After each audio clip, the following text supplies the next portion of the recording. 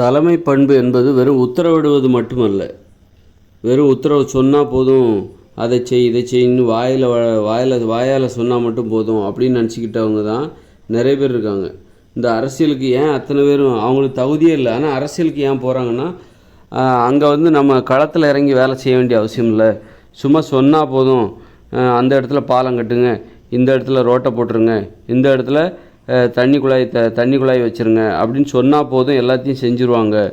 அங்கே நம்ம களத்தில் இறங்கி வேலை செய்ய வேண்டிய அவசியம் இல்லை, இது சொன்னால் போதும் அப்படின்னா. அரசியலில் ஏன் அத்தனை பேர் போகிறாங்க அப்படின்னா, ஏன் தலைவர் ஆகணும் அப்படின்னு சொல்லி அத்தனை பேர் போகிறாங்க அப்படின்னா, சொன்னால் போதும், வேலை செய்ய வேண்டிய அவசியம் இல்லை.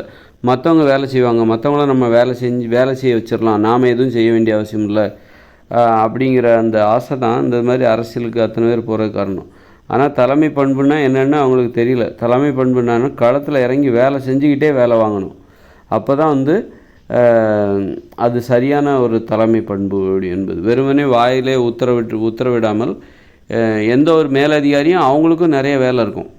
எந்த ஒரு மேலதிகாரியும் பாருங்கள், ஆனால் அவங்களுக்கு கீழே உள்ளவங்களே அவங்க வேலை வாங்கிக்கிட்டு தனது வேலையும் அவங்க செய்வாங்க. அவங்களும் வேலை செய்வாங்க. வெறும் அதை செய் இதை செய்யன்னு வாயால் மட்டுமே சொல்லிக்கிட்டு இருக்க மாட்டாங்க. அவங்களும் வேலை செய்வாங்க, அவங்களுக்கு கீழே உள்ளவங்களையும் வேலை வாங்குவாங்க. அதுதான் தலைமை பண்பு என்பது. தலைமை பண்பு என்பது வெறும் வாயில் அதை செய் இதை செய்ன்னு சொல்லுதில்லை, இறங்கி வேலை செய்யணும். வேலை செஞ்சுக்கிட்டே தனக்கு கீழே உள்ளவங்கள வேலை வாங்கணும். உதாரணத்துக்கு பெரியவர்கள் என்ன பண்ணணும் அப்படின்னா, அவங்களும் வேலை செய்வாங்க, தனக்கு கீழே உள்ளவர்களையும் வேலை வாங்குவாங்க. இப்போ ஒரு அம்மா இருக்காங்கன்னா அவங்களும் வேலை வாங்குவாங்க, வேலை செஞ்சிட்ருப்பாங்க, தனது பிள்ளைகளே வேலை வாங்கிட்டு இருப்பாங்க, தனது கணவனை அல்லது தனது பிள்ளைகளை வேலை வாங்கிக்கிட்டு இருப்பாங்க. அதுதான் தலைமை பண்பு என்பது. வேலையே செய்யாமல் ஒரு அம்மா பெண்களுடைய இயல்பு பண்பு என்பது தலைமை பண்பு. அப்போது ஒரு அம்மா வேலையே செய்ய மாட்டாங்க, ஆனால் வீட்டில் உள்ள எல்லாரையும் தண்ணி எடுத்துகிட்டு வா, அதை இதை சமைச்சு போடு, வீட்டை தூய்மை செஞ்சு, இதை பண்ணியா அதை பண்ணியான்னு நாற்காலில் உட்காந்துக்கிட்டே வேலை வாங்கினாங்கன்னா யாராவது செய்வாங்களா? செய்ய மாட்டாங்க. அந்த வீட்டில் உள்ளவங்க யாருமே செய்ய மாட்டாங்க. அப்போது ஒரு அம்மா பெண்களுடைய இயல்பே தலைமை பண்பு. அப்போ அம்மா என்ன பண்ணணுன்னா, அவங்க என்ன பண்ணுவாங்கன்னா, அவங்க வேலை பார்ப்பாங்க, வேலை பார்த்துக்கிட்டே பிள்ளைகளையும் வேலை வாங்குவாங்க, அந்த வீட்டில் உள்ள மற்றவங்களையும் வேலை வாங்குவாங்க. அதுதான் சரியான தலைமை பண்பு. ஆனால் பெண்கள் என்ன பண்ணுறாங்கன்னா, வேலை மட்டும் தான் பார்க்குறாங்க, அவங்ககிட்ட தலைமை பண்பு இல்லை. வெறுமனே வேலை மட்டும் தான் செய்கிறார்கள், ஆனால் அவங்ககிட்ட தலைமை பண்பு இல்லை. ஆனால் தலைமை பண்பு யார்கிட்ட இருக்குது? ஆண்களிடம் இருக்கிறது. ஏன்னா ஆண்கள் தான் இந்த இயந்திர உலகில் தலைவர்கள். வீட்லேயும் சரி வெளியிலையும் சரி ஆண்கள் தான் தலைவர்கள். அதனால் அவங்களுக்கு கீழே வேலை பார்க்குற பெண்களாக, வேலை பார்ப்பவர்களாக பெண்கள் இருப்பதால் பெண்கள் யாரையும் வேலை வாங்குறது கிடையாது, வீட்டில் உள்ளவங்கள வேலை வாங்குறது கிடையாது. ஏன்னா அவங்களுக்கே தெரியுது, நாமளே இன்னொருத்தருக்கு கீழே தான் இருக்கிறோம். அதனால் நமக்கு மேலே ஒருத்தர் இருக்கார், அவர் தான் நம்ம வீட்டுக்காரரு. ஆம்பளைங்க தான் பெண்களை விட மேலே இருக்காங்க, அதனால் அவங்க தான் நம்மளை வேலை வாங்குவாங்க. அதனால் பெண்கள் வேலை செய்வதற்கு தான் கற்றுக்கொண்டார்களே ஒழிய அவர்களுக்கு தலைமை பண்பு இல்லை. வெறுமனே தலைமைக்கு உதவியை செய்கிறவர்களாக மட்டுமே பெண்கள் இருக்கிறார்கள். அதுதான் பெண் அடிமைத்தனத்துக்கு காரணமாக இருக்கிறது அப்படின்னு நம்ம சொல்லலாம்.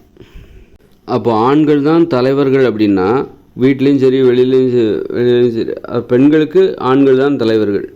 ஆண்களுக்கு உதவியாக இருக்க வேண்டியவர்கள் தான் பெண்கள் அப்படின்னா, ஆண்கள் இறங்கி வேலை பார்க்கணும். வீட்டில் சமைக்கிற வேலை, துணி துவைக்கிற வேலை, இன்னும் சொல்லப்போனால் அவங்கவுங்க வேலையை தான் வீட்டில் அவங்கவுங்க தான் பார்க்கணும். அதனால் வீட்டில் பொதுவான வேலைகள்னு ஒன்று இருக்கும். ஒரு குடும்பம் என்பது குடும்பத்தில் பொதுவான வேலைகள். அவரவர் உணவை அவரவரே சமைக்கணும், அவரவர் ஆடைகளை அவரவரே துவைக்க வேண்டும், அவரவர் இருப்பிடத்தை அவரவரே தூய்மை செய்யணும். இருந்தாலும் குடும்பம் என்பது ஒரு வளாகத்திற்குள்ளே இருக்கும். அப்படிங்கும்போது அந்த குடும்பத்தில் உள்ள உறுப்பினர்கள் அனைவரும் தனித்தனி வீட்டில் இருப்பாங்க. இருந்தாலும் அந்த குடும்பத்தில் பொதுவான வேலைகளும் இருக்கும். அந்த வேலைகளை அந்த குடும்பத்தின் தலைவரான ஆண்கள் செய்யணும், மற்றவங்கள வேலை வாங்கணும், வேலை செஞ்சுக்கிட்டே வேலை வாங்கணும். இப்போ ஆண்கள் என்ன பண்ணுறாங்கன்னா, சும்மா உட்காந்துக்கிட்டு பெண்களை வேலை வாங்கிட்டு இருக்காங்க. தண்ணி கொண்டு வா, சமைச்சாச்சா, துணி துவைச்சாச்சா, அயன் பண்ணியாச்சா, அப்படின்னு சொல்லிட்டு இப்படி இப்போ ஆண்கள் வீட்டில் வேலையே செய்யாமல், அதாவது வீட்டு வேலைகளை செய்து கொண்டு வீட்டு வேலை வாங்க வேண்டும். வீட்டுக்கு வந்துட்டால் வீட்டு வேலை தான் செய்யணும், ஆஃபீஸ் வேலையை வீட்டில் செய்யக்கூடாது. ஆஃபீஸ் வேலையை ஆஃபீஸ்லேயே விட்டுட்டு வரணும். ஆஃபீஸ் எவ்வளோ முக்கியமானதோ அது மாதிரி தான் வீடும் ஒரு முக்கியமான ஒரு இடம். அப்படிங்கும்போது வீட்டுக்கு வந்தாச்சா, வீட்டில் ஒரு வேலை இருக்கும், அந்த வேலைகளை தான் செய்யணும். அந்த வேலையை செய்து கொண்டே ஆண்கள் அந்த வீட்டில் உள்ள மற்றவர்களை வேலை வாங்க வேண்டும். அதுதான் உண்மையான தலைமை பண்பு. ஆனால் ஆண்கள் சோம்பேறியாக சும்மா உட்காந்துக்கிட்டு பெண்களை அதை செய் இதை செய்ன்னு சொல்லிட்டு இருக்காங்க. அதே மாதிரி பெண்களும் என்ன பண்ணுறாங்க, வெளியில் வேலை பார்க்காம வீட்டிலே உட்காந்துக்கிட்டு மாதம் ஆனால் சம்பளத்தை என் கையில் கொடுத்துரு அப்படின்றாங்க. இந்த மாதிரி 2 பேருமே வந்து ஒருத்தருக்கு ஒருத்தர் சளைச்சவங்க இல்லை. தலைமை பண்புன்னா என்னன்னு இவங்களுக்கு தெரியவே இல்லை அப்படின்னா பெண்கள் என்ன நினைக்கிறாங்கன்னா, நம்ம வீட்டில் இருப்போம், அவர் சம்பாதிச்சு எல்லா பணத்தையும் நம்மக்கிட்ட, பெண்கள் தன்னை தலைவராக நினச்சிக்கிறாங்க. அதனால தான் சம்பாத்தியத்தை அத்தனையும் என் கையில் கொடுத்துரு அப்படின்னு சொல்லிட்டு கொத்துச்சாவியும் கையில் கொடுத்துரு, நான் வீட்டில் வந்து சமைக்கிற வேலையை பார்ப்பேன், நீ வெளியில் போய் வேலை பார்த்துட்டு என்கிட்ட பணத்தை கொடுக்கணும்.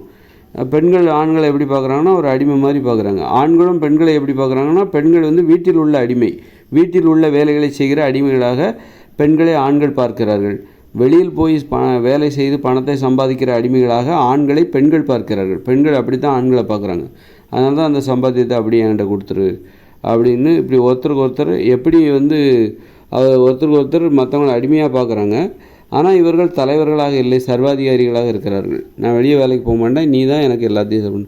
அதுமாரி ஆண்கள், நான் வீட்டில் எந்த வேலையும் செய்ய மாட்டேன், நீ தான் வீட்டில் உள்ள எல்லா வேலையும் செய்யணும். வீட்டில் ஆண்கள் சர்வாதிகாரியாகவும், ஆண்கள் வெளியே வேலைக்கு போகும்போது வீட்டில் பெண்கள் சர்வாதிகாரியாகவும் இருக்கிறார்கள். இவர்களுக்கு தலைமை பண்பு என்றால் என்னவென்று தெரியவில்லை. தலைமை பண்புன்னா உட்காந்துக்கிட்டே வேலை வாங்குறது அப்படின்னு நினச்சிட்டு இருக்காங்க. அப்படிப்பட்ட தவறான எண்ணம் தான் பெரும்பாலான மக்களுக்கு இருக்குது. உழைப்புன்னா என்னன்னு இவங்களுக்கு சரியாக தெரியல. அதனால தான் அப்போ அதில் இவங்களுக்கு அரசியல் மேலே ஆசை வந்துடுது. அதை சொன்னால் இதை சொன்னால் செஞ்சுருவாங்க, வெறும் வாயில் சொன்னால் மட்டும் போதும், அங்கே ரோடை போடு, இங்கே குளத்தை விட்டு, இங்கே பைப்பை போட்டுரு, இங்கே வந்து வீட்டை கட்டி கொடுத்துரு, இவங்களுக்கு 1 லட்ச ரூபா பணத்தை கொடுத்துரு, இப்படி சொன்னால் மட்டும் போதும். இதுதான் ஒரு தலைமை.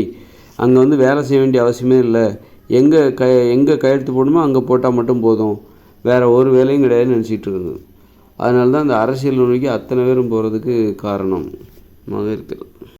வேலை செய்து கொண்டே வேலை வாங்க வேண்டும், அதான் உண்மையான தலைமை பண்பு. களத்தில் இறங்கி வேலை பார்க்குற தெரிஞ்சவங்க தான் தலைமை பண்புக்கு தகுதியானவர்கள். உதாரணத்துக்கு வந்து போரிட தெரிந்தவர் தான் தளபதி ஆவதற்கும் ஒரு நாட்டின் தலைவனாவதற்கும் தகுதியானவராக அந்த காலத்தில் இருந்திருக்காங்க. அந்த காலத்தில் போரிட தெரிந்தவர் தான் தளபதி, தலைவர். ஒரு நாட்டின் அரசருக்கு போரிட தெரியும். அதனால் போரிட தெரியாமல், போரிடுவது என்றால் என்னவென்றே தெரியாமல், சண்டை போடவே தெரியாமல் போய் அந்த நாட்டு கூட போய் சண்டை போட்டுவாங்க, இந்த நாட்டு கூட போய் நீங்கள் சண்டை போயிட்டு வந்த உடனே 2 நாள் ரெஸ்ட் எடுத்துகிட்டு இந்த நாட்டு கூட போய் சண்டை போடுங்க அப்படின்னு சொல்லிட்டு எந்த ஒரு அரசரும் அந்த காலத்தில் வந்து யாரையும் அந்த மாதிரி போரிட செல்லவில்லை. அரசரே போருக்கு போவார். பார்த்திங்களா, களத்தில் இறங்கி அவரே சண்டை போட்டிருக்கார். அவர் தான் அன்னைக்கு தலைவராக போற்றப்பட்டிருக்கிறார். அதனால் நம்ம பிரபாகரன் அவர் கூட அந்த மாதிரி தான். அவர் நல்லா வந்து களத்தில் இறங்கி சண்டை போட்டு அப்புறம் தான் தலைவராக அந்த மாதிரி தலைவராக மாறுறார், விடுதலை புலி தலைவராக மாறுறார். அதனால் தலைமை பண்புனா என்னென்னா, களத்தில் இறங்கி வேலை பார்க்கணும். அப்போ தான் தெரியும் தலைமை பண்புங்கிறது எவ்வளோ கஷ்டங்கிறது தெரியும். அப்போ தான் நம்மளால் என்ன முடியும் என்ன முடியாதுன்னு தெரியாது. தலைமை பண்புனா என்னன்னே தெரியல நிறைய பேத்துக்கு. கீழ்ப்படிதல்னா என்னன்னு தெரியல. முதல்ல கீழ்ப்படியை தெரிஞ்சுக்கணும், அப்புறம் தலைமை பண்பையும் என்னென்னு தெரிஞ்சுக்கணும். நல்ல களத்தில் இறங்கி வேலை பார்க்கணும். வேலை பார்க்குறவங்களுக்கு தான் அந்த தலைமை பண்பும் கீழ்ப்படுகிற பண்பும் வரும்.